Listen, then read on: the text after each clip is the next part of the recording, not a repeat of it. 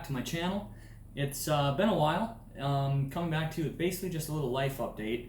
Haven't put a video out for quite a while now, which everyone's probably not surprised about that. I am in my busy season right now, so it's hard for me to find the time to do this, but I figured I'll give you an update on what's been going on and what I've been spending my time doing. There's basically two things that have been taking up my time, well, three if you count my day job, but I've got drag racing has been taking up a lot of time, and then my Supra project.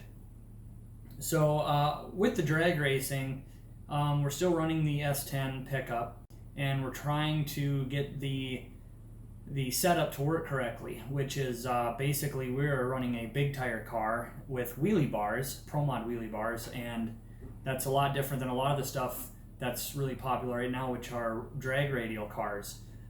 Setup is completely different. We pretty much need wheelie bars to make the truck work, but I have no experience tuning with them, so it's very difficult, as I'm finding out, to get it to do what I want.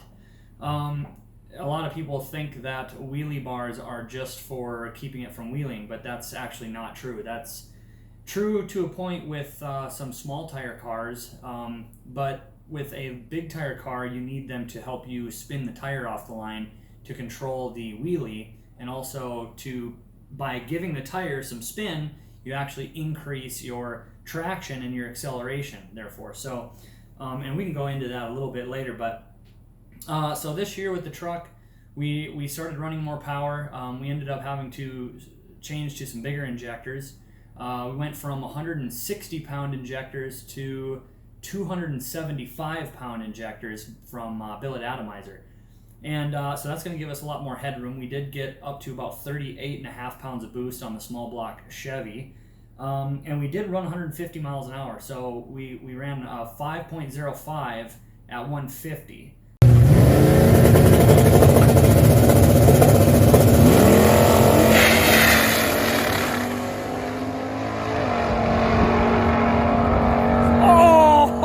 That's in the 8th mile, so that's much faster speed than we've ever run before, but we've actually gone a 502 when we weren't using wheelie bars but doing it more on a dead hook style of tuning.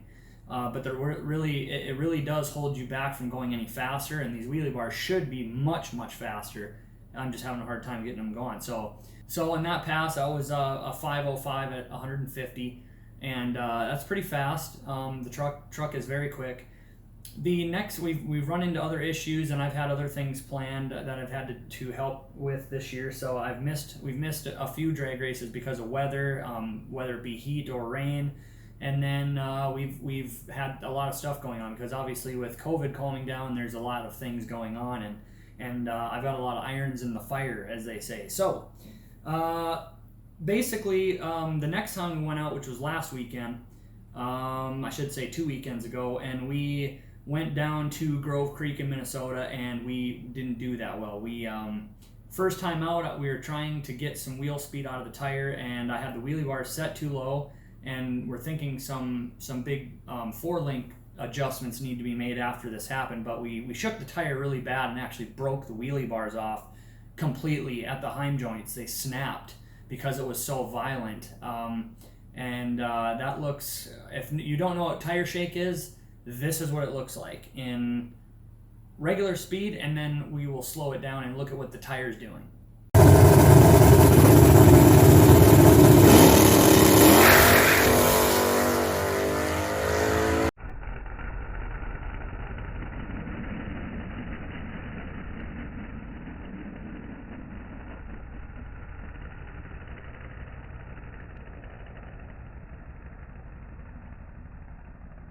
So that is tire shake. Now what we want to try to do, that if I slow this footage down, you can see the tire is dead hooking off the line for a few inches before it actually starts to spin, and when it spins, it's spinning too much. We want the tire to start spinning right away before the truck even starts moving. That way it doesn't wad the tire up so much in front of it and create that scenario where you can have a possibility of tire shake. So we'll watch the slow footage and keep a close eye on the tire.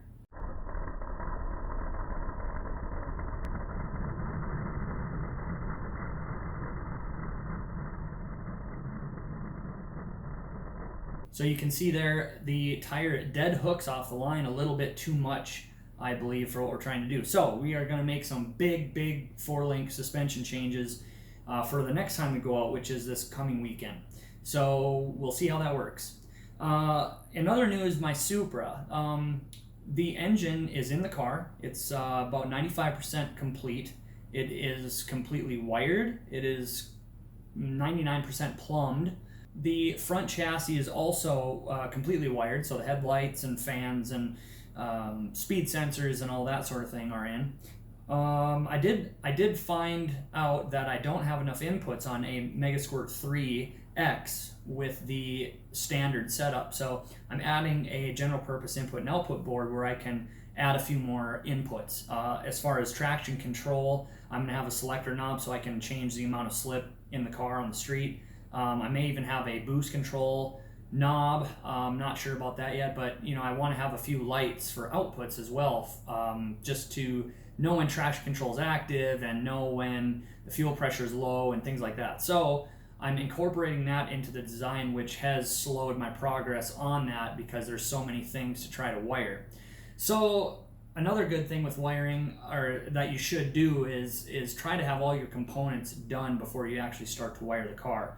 And that's where this bad boy is sitting next to me. The old setup that I had in my car was not very safe. In fact, I don't even know why I did it that way. But if any of you know, have been around a hatchback car for any amount of time, you're going to notice that if you mount a fuel cell in the trunk area, you are going to basically be sitting in that car with a gas tank full of fuel in there, and that's sketchy. So it's also illegal as far as NHRA is concerned. So what I had to do was modify the car now and move the fuel cell under the trunk, which also requires there to be some sort of a structure around it, like a firewall to keep debris and everything from being able to hit that tank. So I'm working on that now. I bought this because I was running into fuel surge with the old setup. With a fuel cell that's all open on the inside and not baffled, I noticed that with the sump on the bottom and coming out the back of the car, it's fine under full throttle, but when you come up to a stop with less than a half a tank of gas, it would actually pull the fuel away from the fuel pump. And it was an external fuel pump that I was running with the 7M setup, and so I wanted to fix that. So this is going to fix that.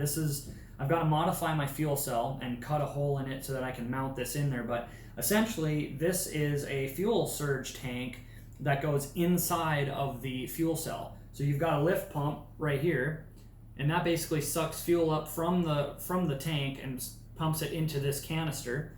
There's also one-way valves on the bottom that let the canister fill when the fuel tank is being filled. And then you also have the return line from the engine coming in, also filling this up. So you've got 3 sources filling this canister up, and this is where the main fuel pumps are housed to feed the engine. So no matter what happens with G-forces, you're always going to be feeding that engine with fuel. I am not sponsored by a single company, so this is not an advertisement, but I will say this is the first thing I have ever seen in person from Radium Engineering, and I've obviously heard of them for many years, thought they made nice stuff, and I can tell you that I am not disappointed in the least bit. This is obviously an expensive piece. I think it was around $1,300, but it is all billet, 100% billet construction, and everything was assembled for me when I got it. Not that I can't, but it does save me some time. It just takes time to do that. It would take probably half a day for me to do it the way I'd want to do it, and it's all done for me. So this is basically ready to bolt in once I modify the fuel cell. So this is really going to be nice in that car. As far as it's just going to make the drivability better. It's going to be much quieter. An external AEM 400 liter per hour pump is loud. You can hear that over the exhaust and everything else, and I only had one. I've got 2 pumps in here plus the lift pump. So, and on the top, all of these, all the wiring is just so neatly marked and easy to get to and very clean. And there's also a vent with a nice check valve system in here. So yeah, it's a really nice setup, and I recommend them. In fact, I was so impressed that I wanted to add a pulse damper to my fuel rail just to combat the fluctuations in fuel pressure that can cause some lean spots, especially on a long fuel rail like a 6-cylinder or a split 4-cylinder or 8-cylinder or V6, when you split those rails and feed them from one end, you can run into some lean issues when tuning. And so I ordered a fuel pulse damper. However, I don't have room on my rail to mount it, so I actually bought Radium's. It's an integrated fuel pulse damper that's integrated inside of the fuel pressure regulator. And it's not cheap. That was, I think, $300, but it's a very nice piece. I'm waiting on that. Should be here tomorrow. So that is also going to be on the fuel system in the Supra. So yeah, just a few pictures here of the 2JZ. It's all wired up. This is everything in the car. The loom is actually UV reactive, something a little different I decided to do on this one, just like I did on my 7M. And yeah, the turbo is a little tight to get in there. As far as getting all the fittings on was pretty interesting. I had to modify some wrenches and stuff, but very good for packaging.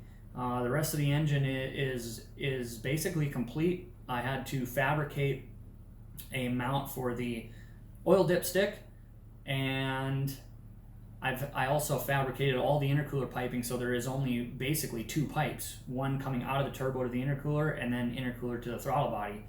And I don't see much engine flex happening with this setup, so I should be okay with that. And the rest of the engine is basically ready to start. There's a few things I need to do as far as clean out the pipes that are just mocked up right now. Just wash them out and bolt everything up, and it's good to go. So hopefully I can release some more of my normal modifying content shortly here. But as of right now, we're still drag racing. If we can run a 4-second 1/8 mile, which we haven't done yet, I will be making a video about that for sure, because that's a big milestone. 4s have been haunting us for 2 years now. We just seems like every time we get close, we just are just right there, and it's so hard to go that last even 2 hundredths of a second. A 5:02 is what we've run before, and on that day we actually ran 2 5:02s. We couldn't get it any faster than that, and it's really frustrating.